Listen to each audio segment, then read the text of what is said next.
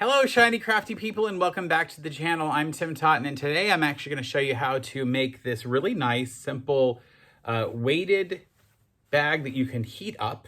It actually has rice in the inside of it, and it has a removable cover on the outside so that you can wash that and take it off, and so you don't have to wash the piece inside. There's that. And it's super easy, and this is really designed for, many of you have made these before, but this is really for people who maybe they've been making masks during the pandemic and they haven't actually done any other crafting projects. Here's to get you started for a super easy one. So why don't you join me down at the cutting table and I'll show you what we need to get started. All right, so to make this weighted rice warmer that you can put in the microwave, heat up, and then put on your achy body, we're gonna need a couple things. First of all, we need some rice, and I'll show you this really cool pouring spout that I use on my bag at home. You're gonna need some velcro, both sides. I'm just using some brown velcro that I had left over. You're gonna need some kind of a towel. I use these ones from Ikea that are really cheap, 4 in a package, and they're about 20 inches wide by about 30 inches long. And then you need a piece of fabric. I'm gonna use a fat quarter piece of fabric because we're gonna need a piece of fabric 11 inches by almost 30. So I'm going to cut this in half and put it together. I'm going to use a rotary cutter and a cutting grid and a pair of scissors. So the first thing we're going to do is we're going to cut this fabric in half. I've already, you want to launder in advance. I'm going to show you how to do it with a fat quarter, and you can do it with other fabric yourself. So I'm going to trim off just the little selvage edge here, just a little bit of that. And then I'm going to cut this stuff exactly in half. Now a fat quarter is 18 by 22. So I'm going to cut this basically in half. And if I put it on my measuring table and see, it's almost a full 22 wide. So I'm going to get it to that point and then cut it in half. And that's going to give me a piece that's about 11 by 30 something when I sew them together. So I now have 2 pieces, and I'm going to sew them right sides together along this stitch so that I can make my enclosed bag. So we'll go over to the sewing machine and I'll show you how I'm putting that together. All right, so over here at the sewing machine, I'm gonna put them right sides together. And there's not a lot of extra material width-wise here when I sew this, so I'm gonna wanna make sure I get it right to the points together. And then I'm just gonna use a 1/4 inch seam allowance and then open it up and stitch it back down again. And I don't mind piecing this fabric together like this because it lets me know where the center is, and I'll show you why later, why that might be a good thing. So I'll just go to the other end and hold these parts together and just stitch. And like I said, I'm just using a 1/4 inch seam allowance. You could use more if you felt there's gonna be a lot of wear and tear. And then I'm gonna open this fabric up and press it with my fingers. Press all the material to one side. I'm gonna press it to this side here and just use my finger to do that. Just finger press it as you go down. And what that's done is it's pulled all the fabric on the back this direction. So now I put it back into my sewing machine and I'm going to just run right along that seam, not even a 1/4 inch, more like an 1/8 of an inch. Now I'm using white thread. You could certainly use black thread, it would be fine, but I think the white thread looks fine. It's a nice detail because we're gonna do a good job. So that's gonna be set aside. And then we're gonna go over to our iron, and I'm gonna show you how to iron the tea towel together. So I have this towel that we're gonna use. The first thing I'm gonna do is I'm gonna take out the tag. These Ikea tags are meant to be ripped out. And then I'm gonna fold this entire towel in half. Now here's the reason why I use this big towel. See how big it is? I'm gonna fold it in half, and then it'll actually get folded in half again for the final. They're pretty thin, and so I like to give them that extra because they are gonna have rice on the inside, and I wanna make sure it doesn't spill out at all. The grains don't push through this material. And also, it'll help keep you, if you really get the rice hot, you won't burn yourself as easily through it. Now I am using my nice steam iron. This is my Sunbeam. I do have another iron, but it's set away right now, so those of you who've seen that other iron that I love, I use it too, just not right now. Then I'll fold it again, a second time over. And you'll notice that it doesn't exactly perfectly line up, but we're gonna use a pretty wide stitch here, so I'm not too worried about it.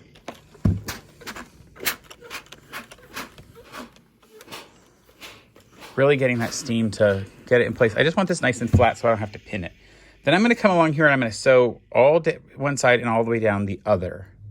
And then we'll turn it inside out. So let's go to the machine and I'll show you how to do that. All right, I'm here at the machine and I'm going to go ahead and start at the fold and come down and then stitch the entire length. And I'm using about a 1/2 inch seam allowance or more. You'll notice I'm sort of staying inside all of those edges.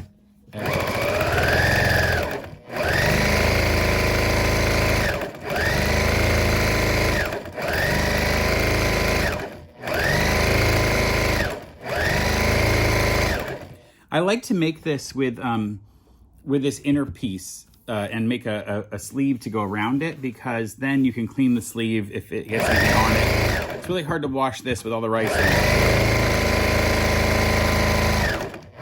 Otherwise the rice grains get wet and you just have to throw it away. So I'm gonna go off the end because we're gonna turn the rest of this inside out, but this part will be sewn differently. So we're gonna turn this entire thing inside out. Let's do that here.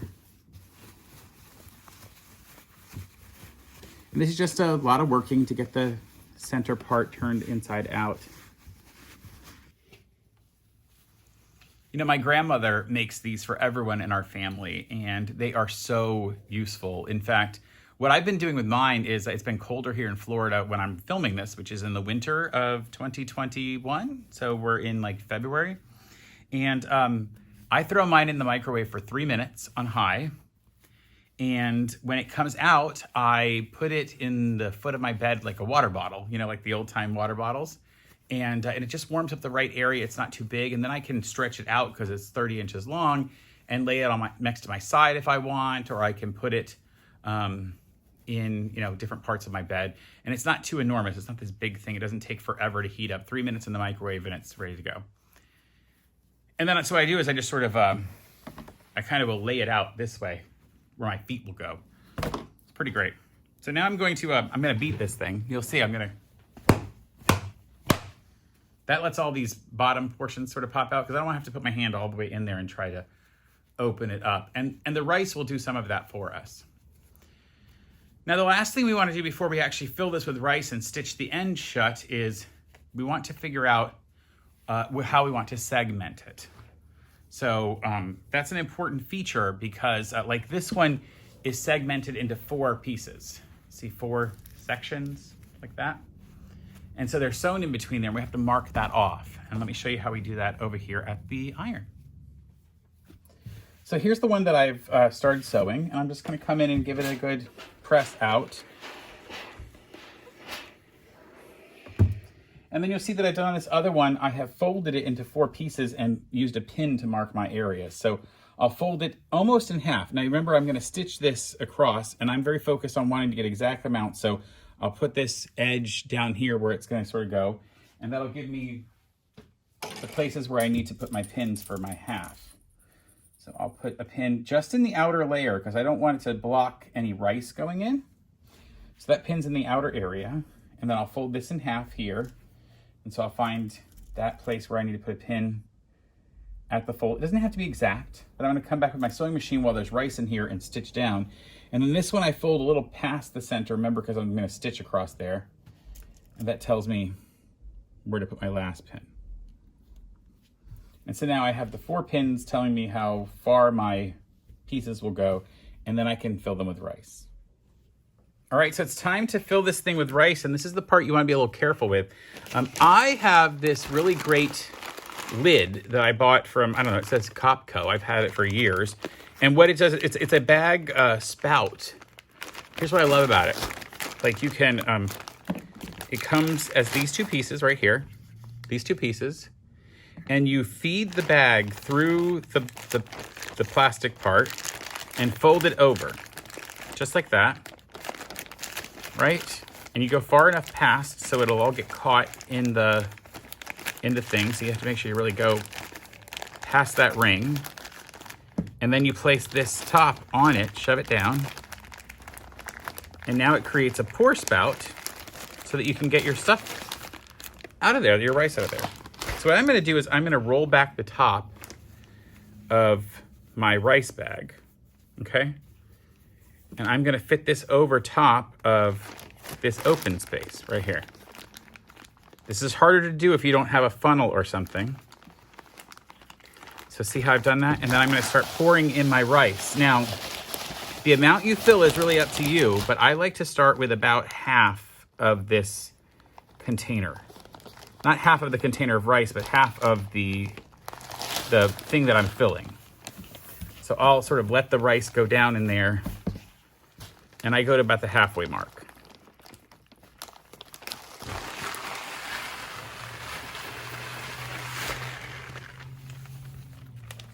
And I know where the halfway mark is because I put a pin in there. So it's getting pretty full and it's almost done. So I'm gonna be real careful as I finish, putting a little more in there. Hold it up, make sure we're at about the halfway point. So I'm going to now shake any excess back into the bag here and set that aside. And now I've got this piece about halfway done. Now I need to sew this end together so that it's all enclosed. So I'll unfold that back and I'll go ahead and stitch across all those. So let's look at the sewing machine and do that. So I'm gonna come to the sewing machine and take my larger stitch still, right? And go across the end here. That's a lot of layers you're going, which is why you don't want to go through all of this material that's been folded and hemmed. You really want to go below that hem. All right, now what we have to do is we make sure we have to spread out all of this material, all of that rice. So we want to spread it out evenly. Massage it through, really get it spread evenly, right? So that's all spread evenly, but then I need to get, so what I would do is take my hands on both sides of this, right at the center, and just lift it up. And you let the rice shake out on both sides. And once you've done that, now you basically get this piece where all the rice is down. I can lay it flat again without letting the rice come back into that area, and then I'm gonna stitch across that. So I'll move, come in here, and I know because of the pin right here, I know where I'm gonna be stitching across.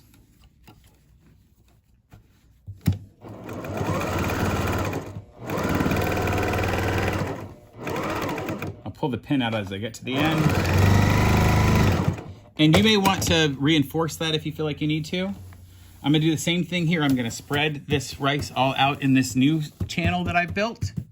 It's all spread out there, and then I can take my fingers right at that center point and lift up and let the rice all pour down the two sides. And now I know that the last area that I need to do, well, I just lost the pin, but I know it's right there, so I can use my finger on there to do it.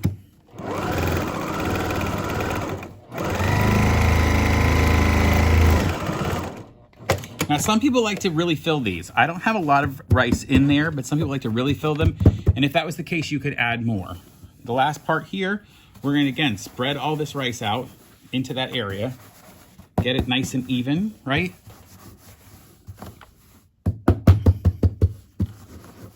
And then I will, again, grab the two sides where that pin is and lift up and shake it out. And I dropped the pin out again, but I know where it went. And then I'll bring this back to the sewing machine. And in fact, I'll do the side with the pin, get it lined up, and then take the pin out.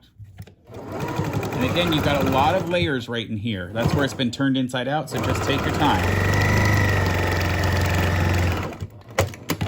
Perfect, now that is completely ready to go. Look at the 4 pieces of that. That's gonna go, what's gonna go inside. And then our next step is to create the sleeve for the outside. Let's go lay that back out and I'll show you, because we're gonna use something special, a French seam, so check it out.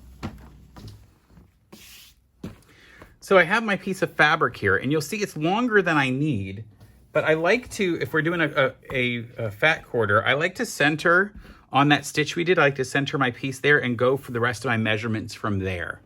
So I know that I'm gonna have to go a little bit farther down the end on this side. So I'm gonna trim that, and the easiest way is literally just to come put my grid down there and go about about 3/4 of an inch over the distance that I need. So I could just go in and measure 3/4 of an inch if I wanted to. I could mark it with a pin. I'm going to use a pin in it to mark where the actual piece is. And then I'll measure over 3/4 of an inch more. And just so you get an idea, this finished piece, we're going to cut the entire finished piece right at about 29 inches. The piece will be 29 inches and then we'll stitch from there. So I can also cut it 29 inches, but I want to make sure I do from this center. So I'll roll back here and I'm going to measure over 3/4 of an inch from that pin that I put in.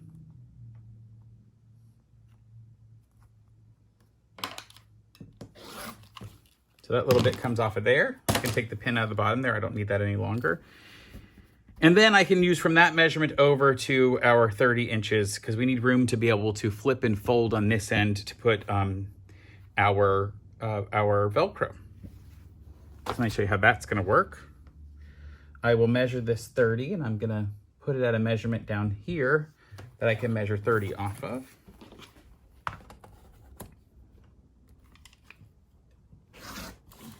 All right. And you'll see how if I put that in there, this piece on with the centered piece, I'm going to have enough down here and then I'm going to fold over at the top and then my Velcro will still fit in here to Velcro everything together. All right, I'm going to do a couple of things real quick that will make this a lot easier to do. One, I'm going to go to the iron and I'm going to fold the entire thing in half. But I'm going to fold it with the right side out. And that's going to be very unusual for what you're used to. Because you're used to me folding right sides together. But that's because we're going to do a French seam. And a French seam means that you'll have a really nice, pretty finished edge down here later on. So I'll show you what that'll look like. And there's apparently rice somewhere in here. Finding a piece of rice stuck in there. Oh, it's pouring out. There we go. All right, so I folded it in half and I'm just gonna iron down the entire thing. And the last thing I wanna do is here at the end where I'm gonna put my Velcro, I need to iron about a 1/2 inch, a 1/4 of an inch, sorry, over, and then we'll stitch that. So I'm gonna fold this over about a 1/4 of an inch and then we'll stitch and fold the whole thing over. So let me just, I'm sort of eyeballing it a little bit. You can be kind of, you don't have to be super exact with this one. So what we'll do is we'll stitch this down and then we'll stitch it down when we stitch our Velcro to the other side. And then the whole thing will get folded over again, another inch. So I folded over that 1/4 of an inch and actually I can just do it right now. It'll be easier to do it right now. So I'll do about another inch or 1 1/4 inches in that range because it's gotta be big enough for the Velcro, which is here somewhere. My Velcro pieces to fit on. So you can even use your Velcro to sort of decide how big you want this to be. So if I put my Velcro in here, I can... Now the reason I would do this and iron it down ahead of time is that sometimes Velcro can be a little melty. And so I don't want to necessarily melt the Velcro. So the less ironing you do on the Velcro is probably the better. I mean, it might not hurt it, but I say why try. So then we'll open that up and stitch our Velcro on the right side in just a moment. So let's go over to our to our sewing machine and do that part. All right, I'm gonna stitch the Velcro on the right side of this material. And you could go in and find the center of each side. So I'll do this, I'll just fold it in half, right? And then fold in half again. And that'll point out where the center is of each of those sides. And I can just put a pin if I felt like it. You can also mark with a pencil or a chalk pencil if you want to. This is just going to tell me where the center is of each of those sides. And that'll let me center the Velcro. And I just burned my hand, the outside of my hand on that light bulb there. If you can switch out your light bulb in your sewing machine to an LED, it is so much safer for you. Okay, so we just had to put one side in the center on one side and one on the other. And I'm going to show you one of the crazy steps that I do, which is I'm going to sew it all in one go. I will start on this side, sew down. Now you could use a matching Velcro if you wanted. Nobody's going to stay on the inside, so I'm not worried.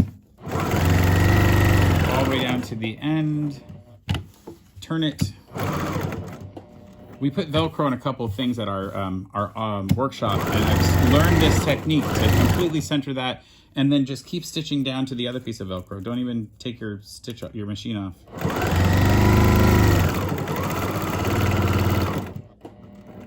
And it adds a stitching line, but I'm going to add a stitching line later anyway to give it a trim. So now, if you really cared, you could stitch from the other side so that you didn't get this pull and tuck of the thread in the Velcro. But like I said, no one's going to see this. And then that's the Velcro that's been added on to it right there. So I'll take these pins out. And then I'm going to fold the entire thing in half back again, because we already had it in that way, right sides together, and we're going to stitch a 1/4 inch seam all the way down and down the bottom edge. All right, so we'll get that back together.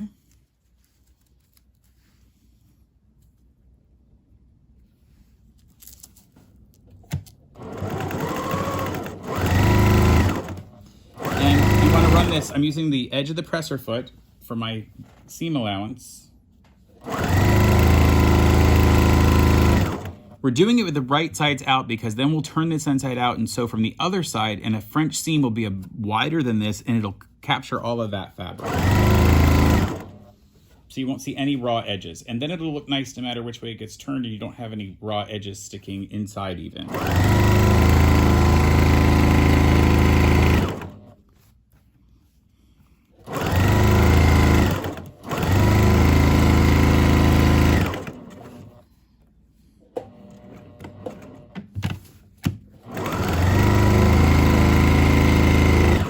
And I just turned the edge at the bottom, and now we've sewn up 2 of those sides, and the other side was folded in half.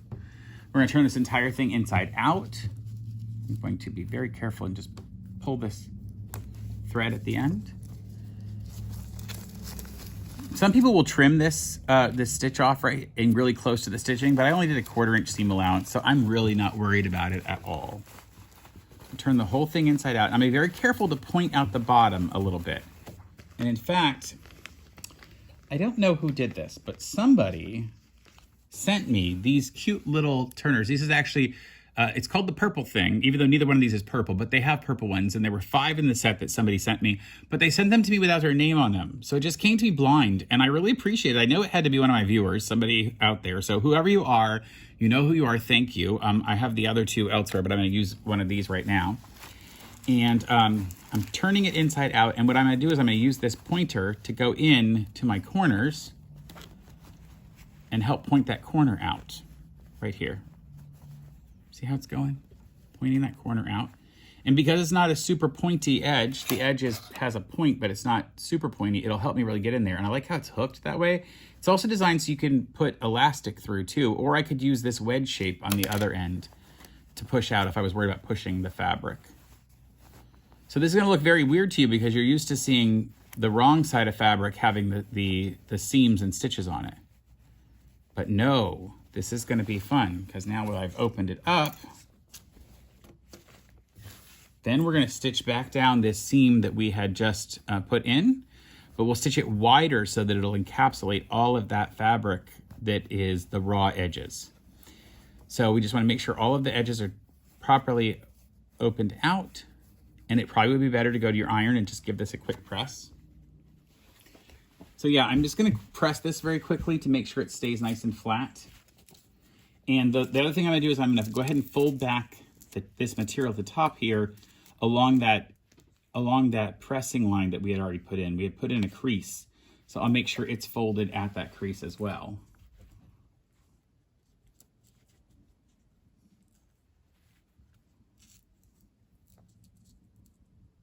No, in fact, I won't. I'm going to leave it open because I'm going to show you why in a minute, because I have to turn it the other direction once it's done. So I'm going to leave that open. All right, so I'm going to press this seam in on the side.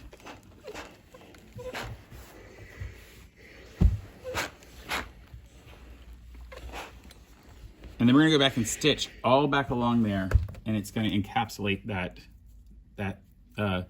it'll encapsulate that stitching right there. So I'm going to go back to the machine, and I had a 1/4 inch seam allowance before, so I'm going to go now to more like a 3/8, which is wider on the machine. Start right at the top. And what it's doing is it's cutting in that entire, right here is where the seam was before, the amount of fabric, and it's going wider.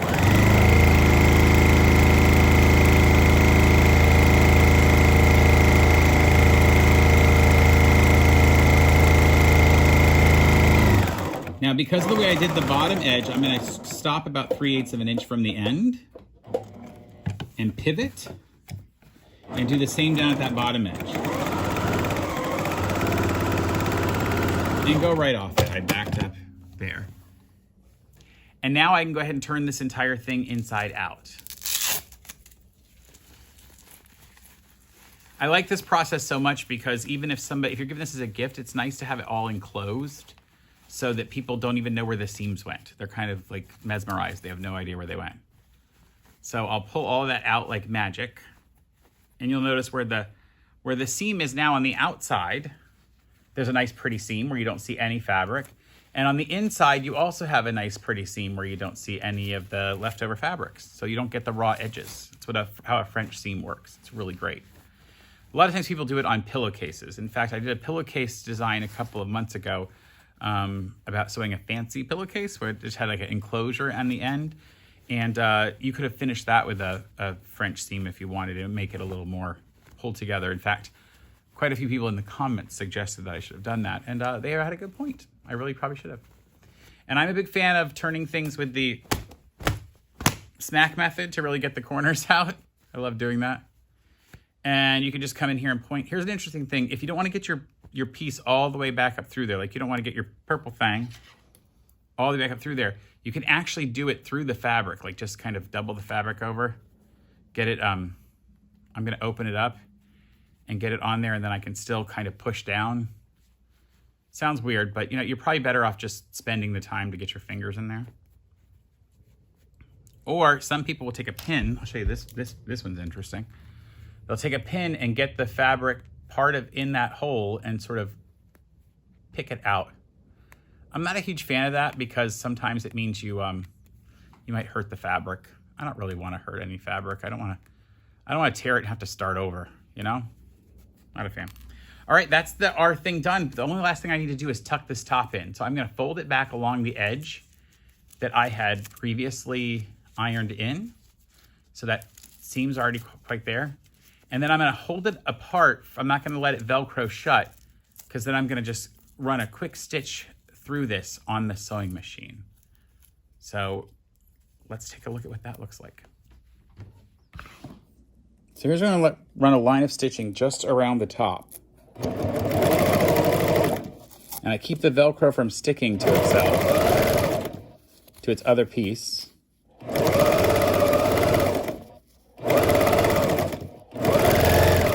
And it's matching the stitch that I already put in there. So it's really it's not hurting anything. I'll end it here, and then I'll move it in a little closer to the other part of the Velcro. See here?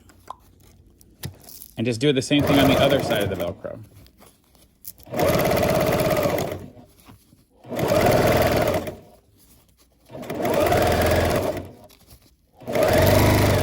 And I'm just following the lines that were already on the Velcro, so it's so much easier.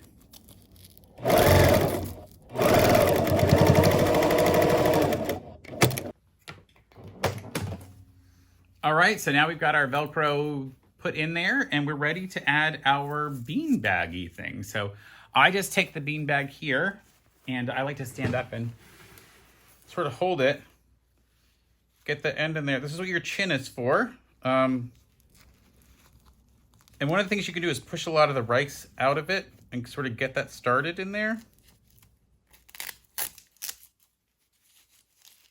Now I like them to be somewhat tight. So I like to make this outside bag pretty tight. And then I can just keep letting it weight itself right down in there.